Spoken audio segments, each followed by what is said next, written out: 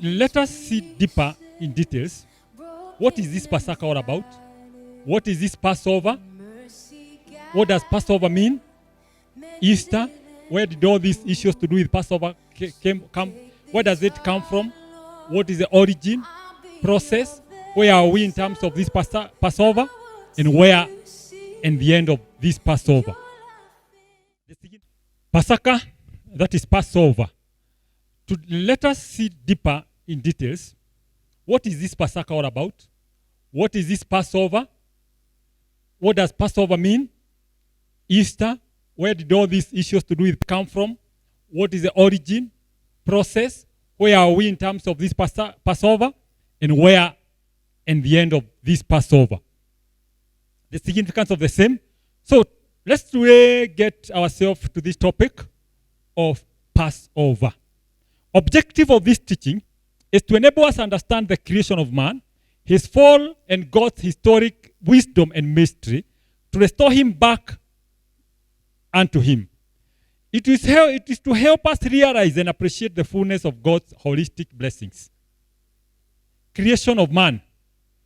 This is for our general understanding before we hit the word Passover. So the general understanding is in Genesis 1:28, God blessed them, and God said unto man and women, be fruitful and multiply, replenish the earth, and subdue it, and have dominion over the fish of the sea, and over the fowl of the air, and over everything that moves upon the earth. This is the creation of man. In details, God blessed them and said unto them, be fruitful and multiply, replenish the earth, subdue it, have dominion. Now, this is key for our understanding as we get deeper in this. This is very key. The four things, be fruitful and multiply, connected with replenish, and subdue, have dominion. Get us into this after that. Now, after the creation of man, what we are going to see next is now what happened to this man. And whatever happened to this man is what now I call the fall of man. Man is created, have been given dominion, and the ability to be fruitful. Then we see now the man falling. Man now has fallen. Because this is how man came now to fall. And the woman said unto the serpent, we may eat of the fruit of the trees of the garden, but of the tree of which is in the midst of the garden, God said, you shall not eat, neither shall you touch it, lest you die.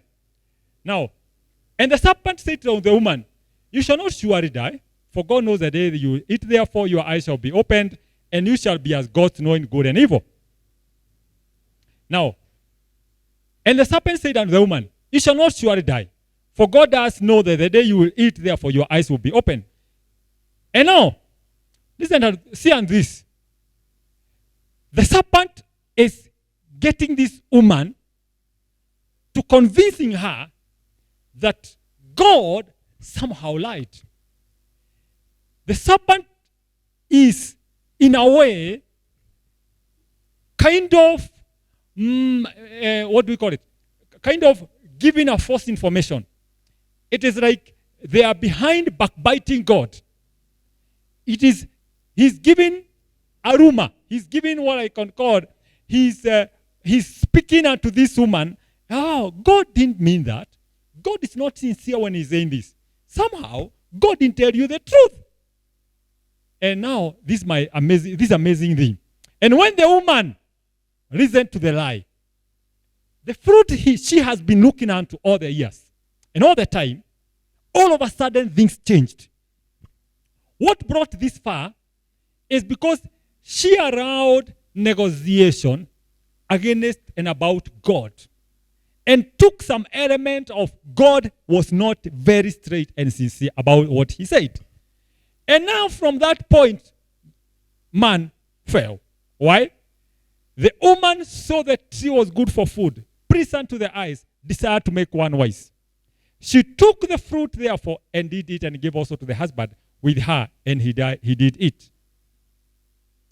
Now, let's see three things that happened between the woman, the snake, and that particular time. The woman saw the tree was good for food.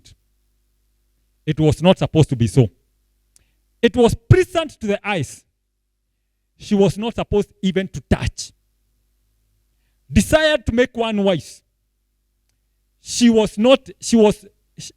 believed that she can become like a god, according to the statement of the snake, who was the Lucifer behind. She took the fruit. Point of action. After agreeing to this, she decided to take an action. This is what we call action, the act of disobedience. The act of disobedience. Now, listen to this. Eating the fruit was secondary in terms of sin. The primary thing was the disobedience. She took the fruit, therefore, and manifested the disobedience. Did it and gave the husband and with her, and he also did it. The act of eating was secondary. The primary one was that already she had disobeyed. Today, the mother of all sins is disobedience. The challenge we are facing today, wherever you are watching me from, think of anything that we can call evil, sin. The first thing is disobedience. The contravening of the law. All the people that have gotten themselves in the long side of the law, the first thing they did, they contravened the law. They disobeyed the law. The beginning of sin was that, Adamic sin. Even Adam fell out with God. Since then, we do not have any other new sin in the entire world. Though we have many fashions of sin, it all revolves around the fundamental sin, disobedience, which is moved or evolved around the world as what happened to this woman. Let's see the genesis of restoring man back to God's holy presence. Now, in this Genesis, we are going to see from the beginning to the end how God's wisdom and mystery of getting back man to where man fell. God has decided to do this in terms of sacrifice. And in the entire Bible, there are three main rams. The lamb of Abraham, the lamb of Moses, and the lamb of God. All these are significant in bringing man back to his fold. The first lamb, the lamb of Abraham. Genesis 22:1. And it came to pass after these things that God did tempt Abraham and said unto him, Abraham, and he said, behold, here I am. And he said unto him, take now thy son, thy only son Isaac, whom thou lovest, and get thee into the land of Moriah, and offer him there a burnt offering unto me in the mountains which I will tell you thereof. Abraham rose up early in the morning, in obedience saddled his ass, and took two of his young men with him and Isaac his son, and clave the wood. Genesis 22:7-8. As they were going, Isaac spake unto Abraham his father and said, my father, he said, here I am, I, my son. And he said, behold the fire and the wood. Where is the lamb of burnt offering? And Abraham said, my son, God will provide a lamb for him for a burnt offering. And so they went both. This is key for me to detail all this scripture. Behold the fire. Can somebody say, behold the fire and the wood. Where is the lamb? Answer. For a burnt, where is the lamb? This is general sense, general understanding. We are ready and set, and young Isaac can see everything is set. But there is one thing that is lacking. Where is the lamb, my father? And the man of God said by faith, God will provide. He had no idea what will happen, but he had idea that he has a great God. After all waiting, furthermore, he received a son. So whatever God wants, let it be so. And this should be our faith and application. May God help us to get this kind of a faith that we can give God everything of us, because furthermore we all belong to, everything belongs to him. Let's get on and see. And Abraham said, my son, God will provide a lamb for himself. Let's move on and see. Genesis 22. Abraham lifted up his eyes and looked, and behold. After now, he decided to do that. The angel of God intervened and told him, don't do that. But looking behind, I would prefer you read the entire Genesis 22, 21, and 22. At that verse 13, because of time, let's a little bit get to the point. At verse 13, behind him a lamb caught into the thicket by his horn. And Abraham went and took the lamb and offered him up for a burnt offering in the stead of his son. See the miracle. And most of us wonder, how did this happen? These are some of the lambs that are in mountain locks. So one of these was caught in the thicket. In the mysterious ways of God, these are called the lambs of God. In the hills and the mountains of stone. But these things survive. How they survive, they are miraculous. But one of them was caught. God made this.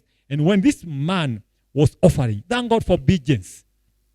Because it was, God said, God is tempting. God is testing this man. And he is telling him, I'll show you where to do the offering. Because God knew where he is telling him to do an offering. If you obey, he has already set that one of these, and you see their horns. So it's very likely for them to be caught in the thicket. So the obedience was necessary because it was not caught anywhere. And by one way or the other, these animals are not easily caught in the thicket, for your information. They are very strong to get away and to cross with any kind of thickets. But somehow God managed it because he had given his. And after that, the lamb of Abraham. And the angel of the Lord called Abraham second time, saying, now I have sworn by my name that in blessings I will bless you, multiply I will multiply. Now listen to this. Thy seed shall all the nations of the earth be blessed because of obedience. Now, let's go on and see. The significance of this first lamb, the lamb of Abraham. Number one, it is a symbolic of Jesus as the Lamb of God. One day, God would give his only son because Isaac was the only son. Number two, symbolic example, a dominion nation.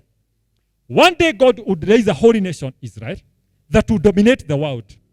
And finally, the root of the blessings for all men. Out of this lineage, remember what he said, the seed shall, and in thy seed shall all the nations of the earth be blessed. So, out of the lineage, the entire nation, and that's why even today we speak about and sing about being the sons of Abraham, because of this obedience. The first lamb led to all this. Let's see about the second lamb. The second lamb, the lamb of Moses. Now, I want us to get deeper. It's about Passover, but I started a little bit far to get ourselves deeper in a general understanding so that now we can strike. The lamb of Moses or the Passover lamb. Exodus 12, 1-7. It's good for you to go and read the entire chapter. It's very beneficial.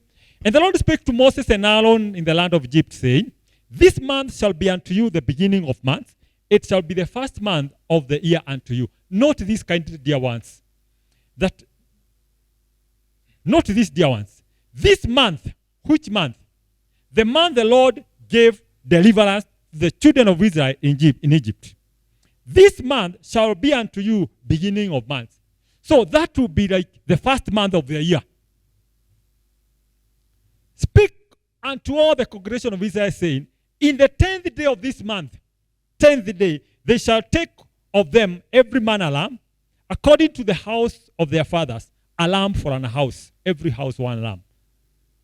And if the household be too little, the lamb, it shall be called your neighbor, and move on because of time. Your lamb shall be without blemish, condition of this lamb. You shall keep it until the 14th day, in the same month, and the whole assembly of the congregation shall kill it in the evening. And now, they shall take the blood, this is a command going to the children of Israel. And you shall take the blood and strike it on the two doorposts, this one and the other one, and the upper one. Wherein they shall eat it. Your lamb shall be, note that, they shall eat with your loins girded. They will eat ready for the move. And you shall eat with haste of the Lord's Passover. I will pass through the land of Egypt this night and smite the firstborn. That was how they escaped in the last night after the lamb of Moses, the lamb of Passover. I want you to note this, dear ones. And this day shall be unto you a memorial. And you shall keep it to the feast of the Lord throughout your generations. Shall keep it a feast by audience forevermore. The beginning of Passover was that day, which they were told, now talk about your calendar. This will be the beginning of your years. And this day shall be unto you a memorial, that day. And that day will mark also, that month will also mark the beginning of your calendar. This one was also brought back in the Deuteronomy, revisiting the commandments. Observe the month of Abib. Now it's clear which month we are talking about. Observe the month of Abib.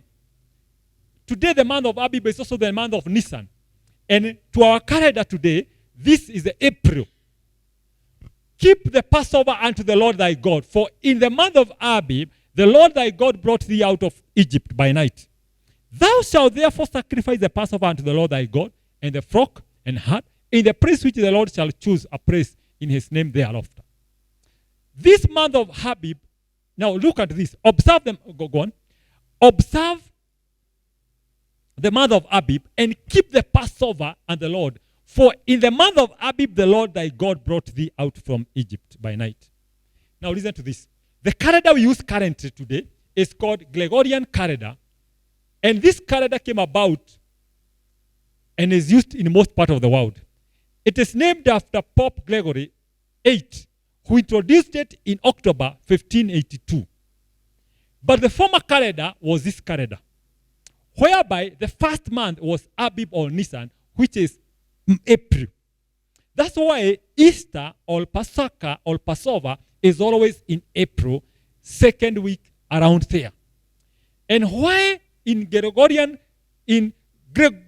calendar, this one changes. You realize at times we have Easter in middle March or late April, or at times even in mid or early April. Why that happens is because it has to coincide with the originality format of the calendar of the Israelites. That's why it keeps on alternating. But all other things don't alternate because they depend on the same calendar. But this one, because we have to wait where the month of Abib locates it, so that we can locate it in our calendar, which we adopted in 1582. Now, why am I bringing this? The third lamb, the Lamb of God.